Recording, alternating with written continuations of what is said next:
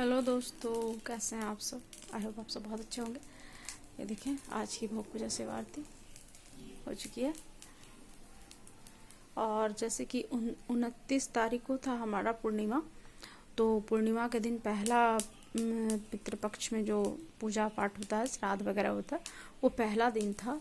और उसके 30 तारीख को दूसरा और 1 तारीख को तीसरा दिन है आज। तो पितृपक्ष का बहुत सारा सवाल था दोस्तों कि इसमें खास करके दान क्या किया जाता है। आपने खरीदने के लिए नहीं बताया, तो मतलब कि दान क्या होता है। दान के लिए मैंने बताया था कि इसमें दान भी किया जाता है। तो उन्होंने बहुत सारे सवाल थे सबके। और ये हमारे नन्हे से ठाकुर जी, ये देखें, नहा धोवा के बिल्कुल तैयार हो गए। और ये हमारा शिव मंदिर, ये देखें, ये हमारे भोलेनाथ। इन्हें नीला रंग और केसरिया रंग बहुत पसंद है, तो और माता को लाल, तो मैंने नीला ही रंग पहनाया है सबको अभी तो क्या। और ये हमारे लाला, इनको तो कोई भी कलर पहना दो, ये बहुत ही प्यारे लगते हैं। और ये हमारी राधा रानी, और ये हमारे कन्हैया। तो सवाल ये था दोस्तों कि पितृपक्ष में खास करके क्या क्या दान होता है। तो ऐसा है कि जैसे कि सरसों तेल हमें मना होता है लाने के लिए, नमक मना होता है लाने के लिए, झाड़ू मना होता है लाने के लिए। तो जो चीज़ हमें नहीं खरीदनी होती दोस्तों, घर पे नहीं लाना होता, उस चीज़ों का आप दान कर सकते हैं। ठीक है, पहली बात कि आप नमक दान करें, सरसों तेल दान करें, झाड़ू भी दान कर सकते हैं, झाड़ू दान करें। तो इस तरीके से ये दान होता है। ठीक है, इससे हमें घर नहीं लाना, उस समय नया खरीद के आप पितरों के हिसाब से, पितरों नाम याद है तो ठीक है, नहीं है तो उनका सिर्फ स्मरण करके आप उन्हें दान कर सकते हैं, पहली बात। दूसरी चीज़ें क्या दान करनी है, तो जैसे कि हम बहुत बड़े लोग होते हैं, बहुतों के पास पैसा होता है, तो वो सोना दान करते हैं, चांदी दान करते हैं, ये सब दान करते हैं। ठीक है, तो सबसे अभी पितृपक्ष के हिसाब में, पितृपक्ष के समय में सबसे मेन इम्पॉर्टेंट होता है अन्नदान। अन्नदान सबसे पहले थी स्तर पे रखा गया है। और दूसरा वस्त्रदान, दूसरे स्तर पे रखा गया है। और फिर द्रव्य दान, तीसरा दान द्रव्य यानी पैसे का दान रखा गया है। तो सबसे बेस्ट और सबसे उत्तम उच्च कोटि का दान जो होता है, अनाज का दान होता है, खाने का दान होता है। कुछ आप बना हुआ खाना को दान करें, कुछ सूखे हुए अनाज का दान करें। ज़्यादा सबसे बेहतर इसमें क्या होता है, बना हुआ खाना। जैसे जो आपको आपके पितरों के नाम से आपको दान करना है, जो उन्हें पसंद था, जैसे जलेबी है, मिष्ठान है, खाना है, पूड़ी है, सब्जी है, हलवा है, बहुत सारी चीज़ें हमारे पितरों को पसंद होता है, जिनका स्मरण सिर्फ आपने दादी नानी से कहानी सुने होगी, दादाजी ऐसे थे, दादी जी ऐसी थी।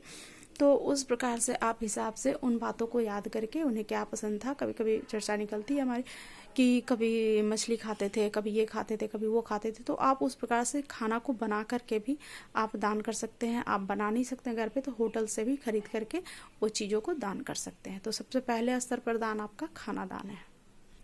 और दूसरे स्तर का दान है वस्त्र दान, क्योंकि वस्त्र दान कलयुग में, सतयुग में, द्वापर युग में, सब जितना भी युग बनते गया है, उसमें वस्त्र का सबसे ज़रूरत होता है, सबसे ज़रूरी चीज़ होता है वस्त्र हमारा। तो दूसरे लेवल पे रखा गया है वस्त्र दान को। तो जो भी है आपके पास नया वस्त्र, आपने लिए नया पितृपक्ष में इसलिए मनाही होता है, मैंने पहले ही बताया कि जो चीज़ आपको घर लाने के लिए मनाही होता है, वो चीज़ों को आपको दान करना है। तो महिलाएं हैं तो उनके लिए साड़ी दान करें, सूट दान करें। ठीक है, कपड़ा, थान वाला कपड़ा लेकर के भी आप दान कर सकते हैं, चादर का दान कर सकते हैं, गरम चादर का दान कर सकते हैं, बिछाने वाले चादरों का दान कर सकते हैं। ठीक है, तो उन सब चीज़ों का दान होता है। तो दूसरे लेवल पर दान हमारा वस्त्र दान हो गया, वस्त्र दान को रखा गया है।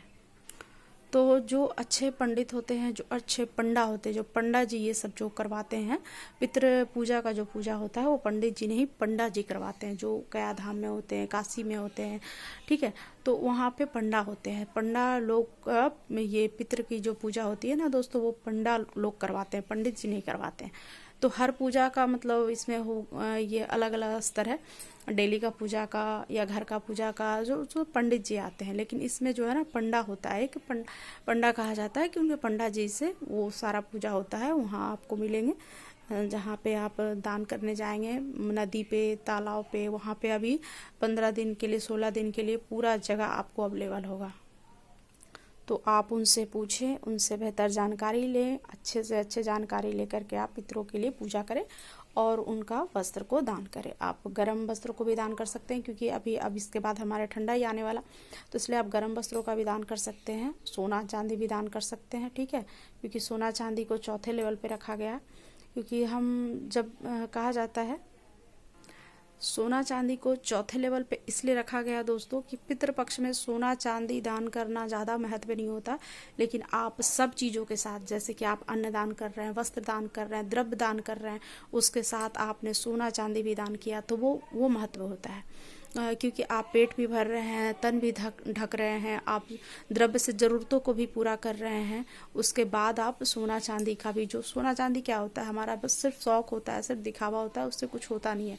सोना चांदी खाने का चीज़ तो है नहीं कि उसको खाएगा इंसान। तो सबसे चौथे लेवल पर सोना चांदी का दान को रखा गया है। एक छोटी सी कहानी है। सोने चांदी को चौथे लेवल पर क्यों रखा गया दोस्तों, ये भी बहुतों का सवाल आएगा। चौथे लेवल पे इसलिए रखा गया है उनको, सोने चांदी को, कि जब कर्ण मरे थे तो उन्होंने अपने जीवन में सोना चांदी का ही दान किया था। तो जब वो मरने के बाद स्वर्ग गए तो उन्हें उनके पास जो था, उनका जो दान किया हुआ चीज़ था, दान इसीलिए किया जाता है कि जब आप जाते हैं तो आपके खाते में वो चीज़ जुड़ जाता है। आपने अच्छा करा है या बुरा करा है, सब आपको मिल जाता है जोड़ के, ठीक है। तो उनको सोना चांदी जो उन्होंने दान करा था वो उनको मिल गया। अब वो भूखे थे, उन खाना खोज रहे थे, उन्होंने सब जगह देखा, फिर इंद्र देव दिखे तो उन्होंने पूछा कि भगवान मेरे पास सिर्फ ये है, मुझे तो भूख लगी है, मैं क्या खाऊंगा, क्या पीऊंगा। बोला कि आपने अपने जीवन काल में सिर्फ सोना चांदी ही दान किया है, आपने अन्न वस्त्र का दान नहीं किया है, तो आपको मतलब भूखे ही उतना दिन रहना पड़ेगा। तो उन्होंने पूछा कि इसका क्या उपाय है। तब उन्होंने जा कर के बताया कि आप एक नियम बनाएं कि धरती पे फिर से वापस आपको जाना है, क्योंकि पहले देवी देवता ये सब लक्ष्य को पूरा करने के लिए बहुत सारे जन्म लेते थे, बहुत सारे प्रोसेस होता था, इंसान के बस में वो बात नहीं होती दोस्तों। तो इसलिए वो धरती पे आए और आने के बाद 16 दिन का ये कर्म जो था उन्होंने किया, अपने पितरों को दान किया, सब कुछ दान किया, वस्त्र दान किया, अन्न दान किया, द्रव्य दान किया, और जो भी ज़रूरतों का सामान था वो उन्होंने दान किया नाम लेकर के। और उसके बाद फिर उस समय से ये पितृपक्ष का इन 16 दिनों का नाम रखा। तो इसलिए महत्व है अन्नदान, बना हुआ खाना जो होता है हमारा, रोटी पूड़ी सब्जी दाल चावल जो भी होता है, भूखों को दान करना है, पंडितों को दान करना है, ठीक है। पंडित जी तो खाते नहीं ज़्यादा, पंडा जी खाते हैं, वो लेते हैं, ठीक है। तो जो भी अच्छे प्रकार से घी में बने हुए मिट्टी के बर्तन में या नए पत्तलों में, नई थालियाँ में आप दान कर सकते हैं। तो इसलिए दान का महत्व बहुत ही ज़्यादा है दोस्तों, इसे मिस ना करें। और शाम के समय एक सरसों का तेल का दीपक लाल बाती में आप दक्षिण दिशा में जरूर जलाएं, क्योंकि पितरों का घर को भी इंजोला करना बहुत ज़रूरी होता है, ठीक है। तो मेरी तरफ से छोटी सी जानकारी दोस्तों, अच्छी लगे तो लाइक करें और बताएं मुझे कमेंट में कि जानकारी कैसी लगी। और सबको मेरी तरफ से राधे राधे।